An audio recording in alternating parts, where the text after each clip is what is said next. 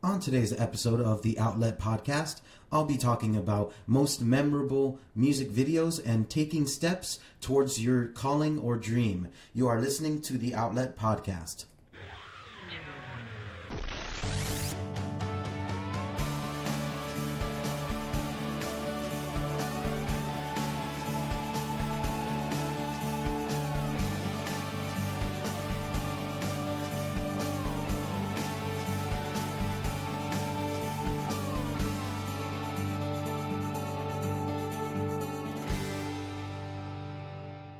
Hello and welcome to the 6th episode of the Outlet Podcast. I'm your electrician, SayGeizi, and thank you very much for sticking along with me throughout this entire ride. I've been trying my hardest to get this audio going on and so it won't come out just on one side of your earbuds. So that's the job of an electrician. What can I say? So welcome to the Outlet Podcast.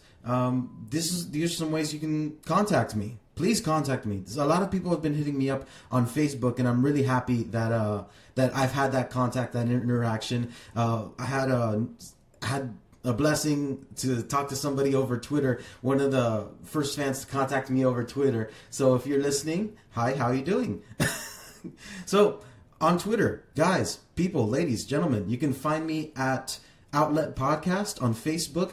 Friend the Facebook page, fan the Facebook page, share the Facebook page, live, be, survive, die, and resurrect on the Facebook page. Okay, that was dark. Sorry, but we need some interaction there. And I ask for it just because I cannot send out invites any longer. From now on, I have to actually pay Facebook to make certain, to send out messages and certain things like that. And I just respect my friends. I don't want to send them constant messages back and forth. Like the fan page, be a part of my fan page, be a part of this podcast. If I don't want to put them in that position and jeopardize my friendship. So I haven't been asking them to fan my page as much. But if you all like the conversations, everything, the topics that we're talking about, definitely share and subscribe. On YouTube, I've been uploading my YouTube as faithful as I can. So far, I'm at episode 4, and I'll be doing episode 5 and also episode 6. I'll be uploading that as soon as it uploads via my other media, which are Soundcloud, soundcloud.com/outlet-podcast. You can also find me on Stitcher Radio if you choose to listen on Stitcher, which is a great media. It's a great means to do so. Or if you're an Apple user, if you love your iPad or your iPods, your iPhones, download the podcast. Like, subscribe, throw those stars. I want to be like a galaxy. They can't handle how many stars I got going on, all right? So definitely subscribe via your iPhone, iPad, iSmack. Send it. If you'd like to send me an email so we can have a personal conversation, if there's something you'd like to talk to me about, definitely send me the email at outletpodcast@yahoo.com. Okay, it's outletpodcast@yahoo.com, not the first one. Outletpodcast@yahoo.com. My WordPress blog, I'm trying to update as much as possible. Just visit it if you want to just see another aspect of this show, so you can know that this show is actually pretty good. I'm pretty proud of how we've grown. So check it out, outletpodcast.wordpress.com. So now that that's all the way, I just want to get into our music segment and talk about the most memorable music video.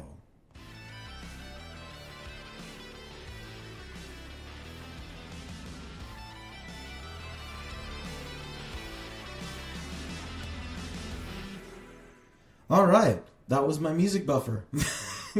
And do you know what a music video is? Okay, I'm not sure that you might not. All right, these days music videos aren't really that prevalent, and if they are, they're just not what they were meant to be. I mean, the only music videos I can possibly tell you that come to my mind, it's not for the cinematography of the video, it's for there's just like pornography, nudity, just garbage. It's nothing of importance. I mean, back then, music videos kind of had like a little story to it, and you just like follow that story. You go all the way back. Let's look at Michael Jackson's Thriller. That was a movie that was based on just a song which was incarnate into a music video that's just long. Music videos are awesome. I grew up during an MTV generation, prior to the glam era of MTV, where there was just a lot of boy bands and a lot of pop, a lot of pop stuff going on. During TRL, my sister would always put on TRL, and I definitely hated it just because it was pop bands over and over again. You got your Britney Spears music videos, you got your same Christina Aguilera music videos, and if it was not that, then she would watch some BET and watch music videos like the Big Timers, watch some Keith Sweat, Tony Braxton music, some R&B music videos. They're not like, at least back then there was a kind of a meaning to it, and it was kind of respected. Everybody wanted to catch the music video. You would go to Hot Topic, you would go to all your music stores, you would see the music videos right there. They would be playing music videos back and forth, boom, boom, boom. Now I cannot. Let me know. Are music videos still relevant? Are they or are they not? Let me know at Outlet Podcast on Twitter, or let me know on my Facebook page, facebook.com/Outlet Podcast. So are they still relevant? Do they even matter? I mean, in this time where all you got to do is just download or you can go to YouTube and just copy, right click, and then go to your YouTube to MP3 to copy it. So are these music videos still relevant to you? Do they even matter? Do they bring a sense of a community to you? Maybe or maybe not. But in this segment, I definitely wanted to talk about some of the most memorable music videos of my time. And I gotta share this with you. Even on my personal YouTube page, I have a playlist. I like to use YouTube for my playlists. Like when I'm in my car, I got my Bluetooth on on the car and on my phone, so that I can listen to YouTube videos. Sometimes while I'm at the red light, definitely see some of the video. If it's just a song that has the lyrics like karaoke style, then please don't catch me at a red light. Please don't catch me, because I swear, if you catch me at a red light, you're gonna see me singing. And okay, I guess some ladies like it, but not everyone would like it. But yeah, definitely, I'm always singing in my car. Ask my wife. I love singing to my music. But so first off is one of the more sentimental music videos because of the music content and what it meant to the generation. I mean, the group is called. These are all mostly well-known groups of the 90s, so you're gonna know them. Smashing Pumpkins. Okay, now they're very hard, and back then they were a little hard too. But they had this grunge. They were representing that era. Do you even know what I'm saying? So yeah, two videos that come to my mind when talking about the Smashing Pumpkins is Tonight. Tonight is lovely, beautiful music video, very different. It takes it during when cinematography was first coming out.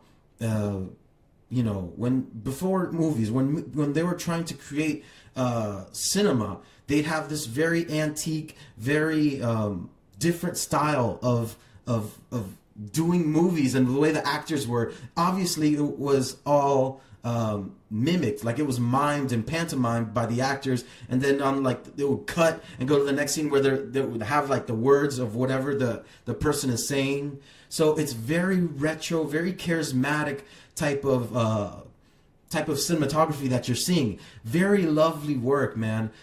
So that if you're looking for something in the 90s, that was it.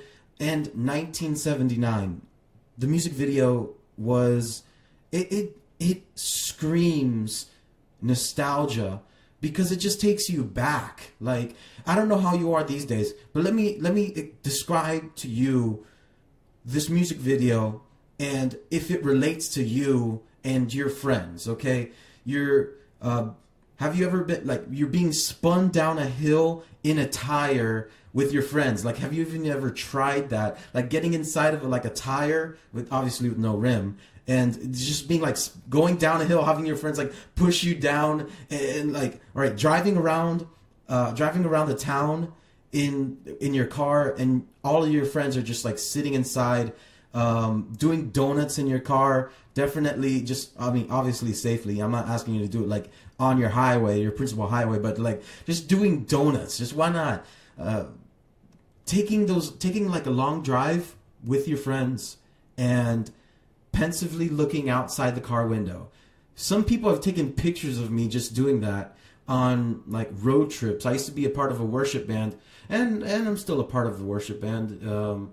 Like, we used to tour, and we would tour, like, go from, Orlando to Jacksonville. We'd go Miami, do some long distance type tours.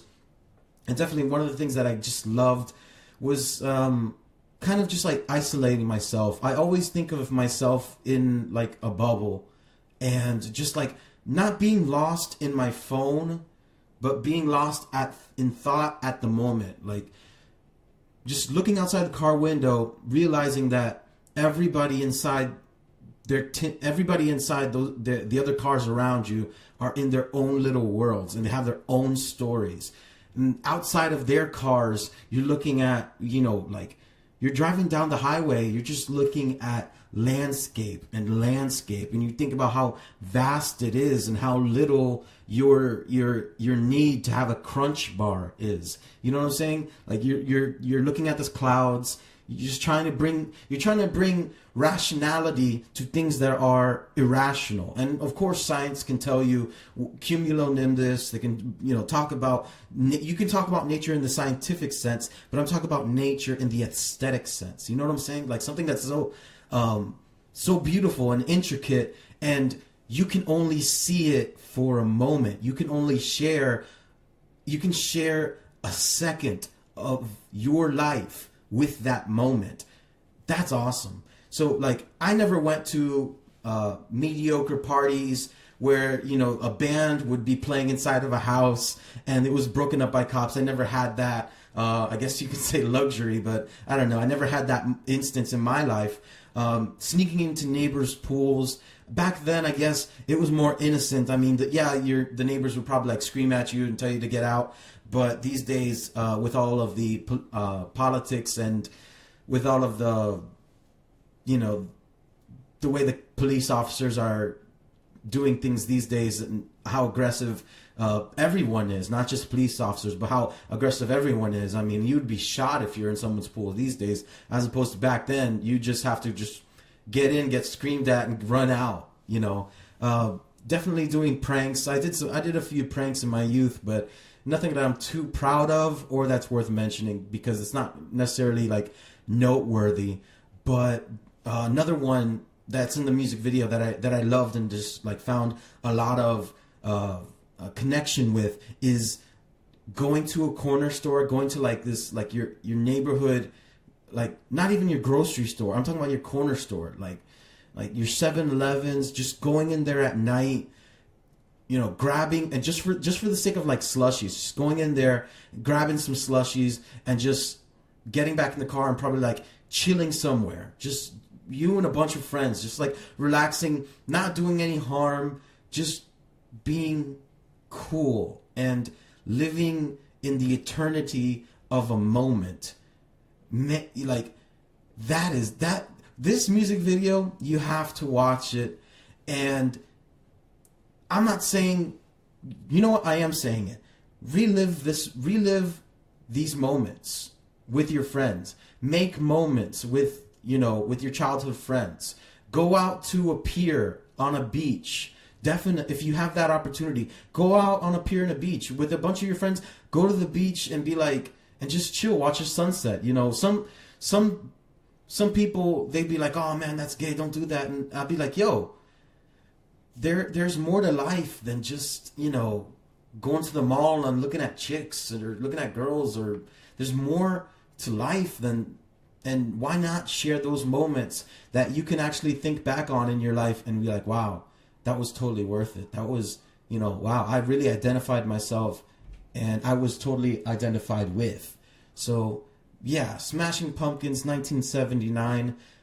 Watch that video. Next one is Foo Fighters' Hero. A great song and a great music video. I loved it. You know, the soundtrack is, you know, just encouraging and energetic, and it's very legendary because you got this guy who's just like, you don't know why, you don't know the connection that he has until you watch a music video with the family that he's trying to save. Because he literally goes into a burning building. He's like running from nowhere. And he just it's like jumps on screen and just starts running. You don't see his face because the point of the music video is not seeing the guy's face. He's like running into this burning building. The band is playing and he's just like saving memorabilia. Then you like, he saves this, like saves a dog. I think he saves a baby. Yeah, he saves a dog, saves a baby, and he saves a family picture.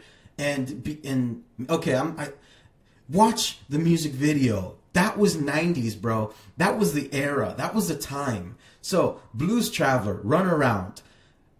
Music back in the 90s was music. And if I mean, now you go to the studio and you got your beats, you got your, you know, highly produced music. Blues Traveler, harmonica, simple guitar riff, nothing too complicated, great lyrics. Watch the music video. It's about like a Wizard of Oz cast trying to get into a club and them realizing what the music scene and what the music industry is, because the music industry is, you know, the great and powerful Oz. It's just behind the curtain you see what the real music industry is, and how these days it's just like cupcake, you know, powdered faced, fictitious garbage. Like it's just like it's fictitious. It's nothing genuine. Goo Goo Dolls' Iris. Yo, watch this music video. It's just quintessential music, but for that era.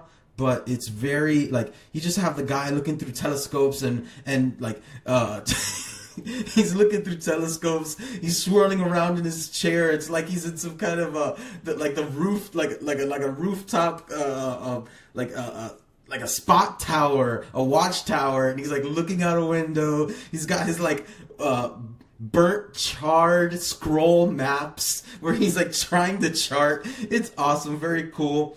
So watch the Goo Goo Dolls' Iris music video. No doubt, two music videos that just 9Ds, just Ds, 9Ds is Don't Speak and Spiderwebs. This is at a time where Gwen Stefani, I mean, how many of you ladies know Gwen Stefani? Right. Yeah, see, so like a lot of girls love Gwen Stefani, but back then she represented women. She was the front. Okay, not many women were front women. You know what I'm saying? Like they weren't. You always had the front man.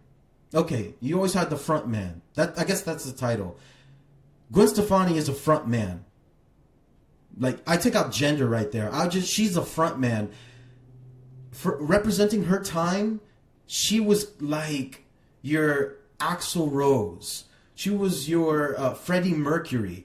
She was your Bon Scott.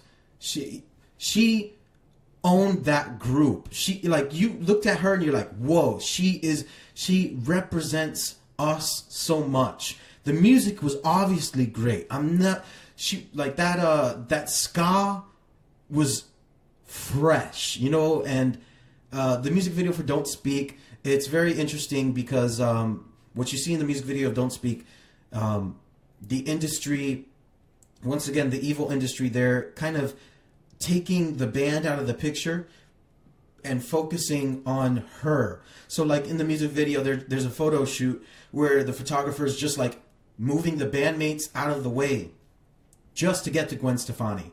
So that just speaks more volumes, because at the time there was it was an exhaustion, there wasn't a hate or an animosity, but there was definitely hurt feelings in that group.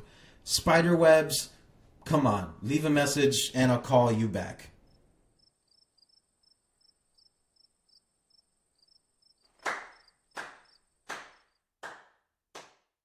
All right, I guess they don't appreciate that. That was my, all right, whatever, fine, guys.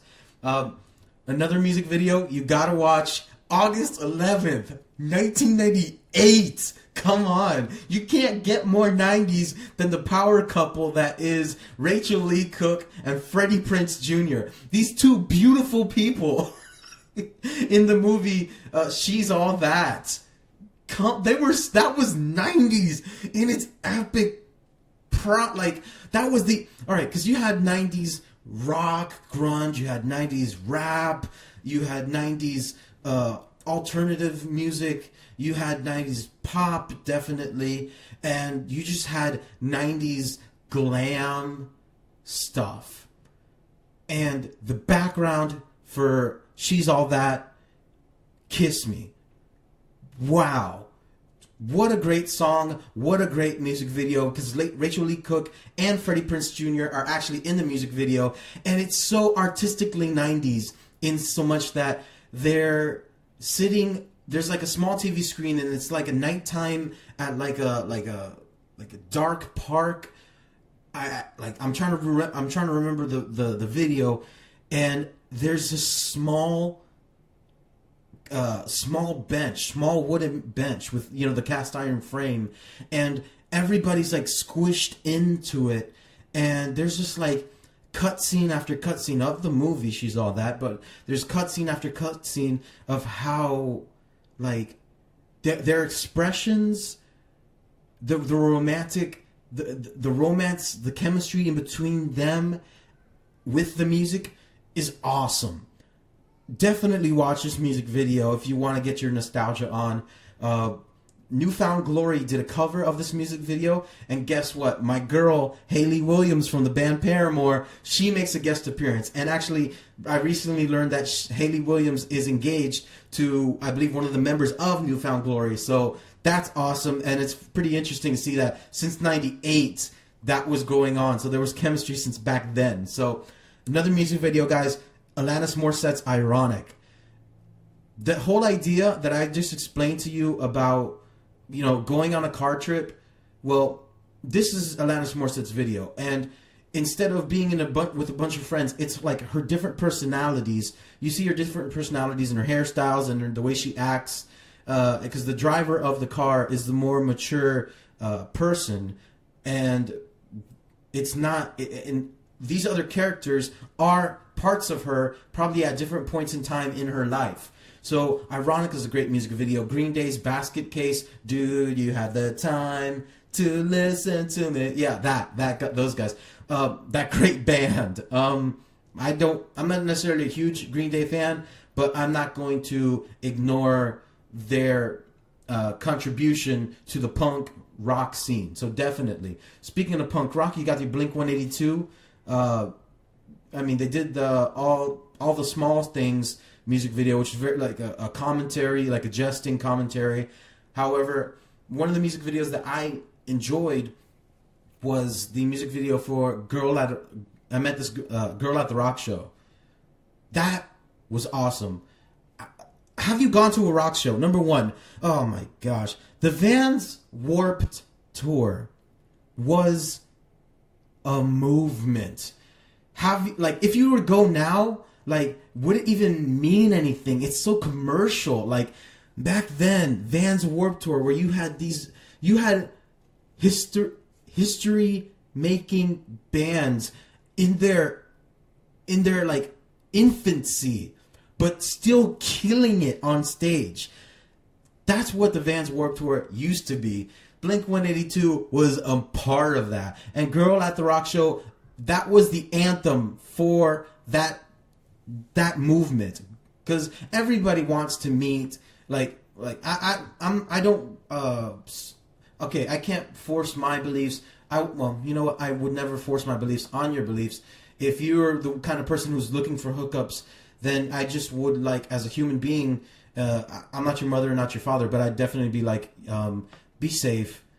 I mean, if you're going to go hook up, be safe, be careful, because the times are dangerous and all that, you know. You don't just, you know, you right swipe on Tinder, you don't really know this person. Just be careful if you choose to kind of make that a part of you hooking up, because there's an alternative. You don't have to do that. You can kind of save yourself for the right person. If you choose to save yourself before marriage, that's something that I believe, saving yourself before till marriage. That's something I practiced, and I'm glad, because now because I don't have baby mama drama, and I don't have connections, emotional connections and physical connections with random chicks. So that's my PSA. The more you know, the more you learn. So anyways, in this music video,